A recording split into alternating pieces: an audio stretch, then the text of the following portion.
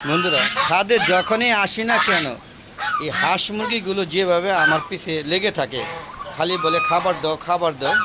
বিশেষ করে এই রাজহাঁস আর চীনা হাঁসগুলো খাবার খেতে খুবই পছন্দ করে। আপনারা দেখতে পাচ্ছেন এরা প্রচুর খাবার খায়। আসলে এই চীনা হাঁস এবং রাজহাঁস এগুলো আসলে ডিমের জন্য না, এগুলো শুধুমাত্র মাংসের জন্য। আর এগুলো ছাদে পালাটা আমার মনে হয় ঠিক না, তারপরে আমি শখে পালি। এখন এগুলোকে মানে বিক্রিও করতে কষ্ট লাগে, তো প্রচুর খাবার যায় আর কি। আসসালামু আলাইকুম রহমতুল্লাহি আবরাকাতুহু। আলাদা গ্রুপ পক্ষ থেকে সাদ বাগানে সবাইকে স্বাগতম। বন্ধুরা চলে আসলাম আবার সাদে হাঁস মুরগিগুলোকে একটু পর্যবেক্ষণ করে দেখাশোনা করার জন্য। আসলে যখনই সময় পাই তখনই হাঁস মুরগি নিয়ে ব্যস্ত সময় পার করি, আর ভালো লাগে হাঁস মুরগি দিয়ে সময় দিতে। আর এরাও বেশ আনন্দ প্রকাশ করে। হ্যাঁ, আমাকে দেখলে এরা দেখেন আমাকে দেখলে দৌড়ে চলে আসে। আমি যখনই আসি দিনের বেলা যদি 5 বার 6 বার আসি, ওদেরকে খাবার দিতেই হবে। এরা দুপুর নাই বিকাল নাই বাজার আমি খাবার দিয়ে গেছি, 2 ঘন্টা পরে আবার আসছে, 1 ঘন্টা পরে আবার আসছে, আবার ওদেরকে খাবার দিতে হবে। হ্যাঁ, নাহলে এরা মাইন্ড করে।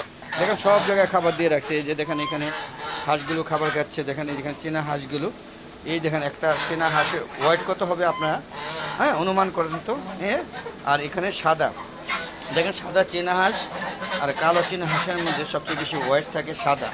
কালা চীনা হাঁস, সাদাগুলো ওয়েট খুবই কম থাকে। আপনি দেখতে পাচ্ছেন দুটা সমবয়সী, কিন্তু এর কিন্তু ওয়েট অনেক কম আর এর ওয়েট অনেক বেশি, 5 কেজি প্লাস হবে, 5.5 কেজি। আর এটা যে সর্বোচ্চ 3.5 কেজি হবে। আর চীনা হাঁসের 2 কেজির মতো হয়। এই যে আমার টার্কি মুরগি এটা, হ্যাঁ। আর ওই যে দেশি মোরগ আর একটা শৌখিন মোরগ ঘুরছে। তো বন্ধুরা দেখেন এই যে হাঁসটা একটু প্রতিবন্ধী, দেখেন দেখেন দেখেন কেমন করে একটু দেখবেন। যে সবাই মানে ওই যে বলে না নরম পালে সবাই যাতে, এই যে দেখেন নরম পালে সবাই যাতে, দেখেন এই একটু দুর্বল। হ্যাঁ, তাও বেঁচে থাকুক। হ্যাঁ, ওকে চেষ্টা করা হচ্ছে যে এখনও বেঁচে আছে। ও কিন্তু অসুস্থ হয়ে গিয়েছিল, ওষুধ খাওয়ায় সুস্থ করছে, কিন্তু ততক্ষণে তার শারীরিক বাহ্যিক গঠন ঠিকই হচ্ছে, তবে খুব একটা বড় না হইলেও ওই যে একই একই সমবয়সী মনে হচ্ছে, একই রকম বড় হয়েছে, কিন্তু এ সম্ভবত একটু ওই যে কী বল হয় মাথা ঘোরায় এদিকে দুটো ঘুরে, মানে একটু প্রতিবন্ধী ভাব। হ্যাঁ, দেখতে পাচ্ছেন। তো বন্ধুরা দেখেন ওরা কিভাবে খায়, দেখেন এরা কিন্তু সবগুলো একটা ঝুঁটি। হ্যাঁ, এক ঝুঁটি, খালি এটা হচ্ছে পুরানের বেচের বেটা। দেখেন সবাই একসাথে এক পাত্রে খাবার খাচ্ছে। ক্ষুধা লাগলে, আর ওদের কোনো ক্ষুধা লাগে না। আপনার যে কেউ আসবে, হ্যাঁ, ছাদে অপরিচিত মানুষ যদি আসে তো রাজহাঁস কিন্তু দল বেঁধে আক্রমণ করে। আর আপনারা জানেন যে রাজহাঁস কিন্তু সাপ ইঁদুর যাই আছে সব অ্যালাউ করে না, সব কামড়ানো শুরু করে দেয়। আর এই যে দেখেন আমার চীনা হাঁসিটা, এই কিন্তু এখন অ্যাডাল্ট হয়নি, বুঝতে পারছেন। এরকম একটা অভ্যাস, রাজহাঁসের সাথে থাকতে থাকতে ও মানে রাজহাঁসের সাথে থাকতে পছন্দ করে। আর এই যে দেখেন আমার ফাইটার মুরগিটা, এই মোরগটা ওই যে গত বছর বার্ড ফ্লু ভাইরাসে মারা গিয়েছে। আর ও ছিল কুজো, ডিম নিয়ে বাচ্চা দিতেছিল, বাচ্চা ফুটে যায়। আর ফাইটার মুরগি কিন্তু ভালো বাচ্চা ফোটায়। আমি 16টা ডিম দিয়েছিলাম, এই 14টা ডিমে ফুটাইছে, আর 2টা ডিম পচা ছিল।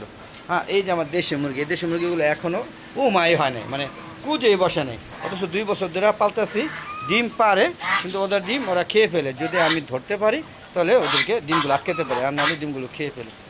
আর চীনা হাঁসগুলো রাজহাঁসগুলো 1 বছর পর থেকে এখন ডিম পাড়া শুরু করছে। হ্যাঁ, আর ওদের ডিম কিন্তু বেশ বড় বড়। তবে ছাদে যারা রাজহাঁস পালে তারা মানে আমার মতো, আমি একটা হাঁসের থেকে 4টা বেশি ডিম পাই না।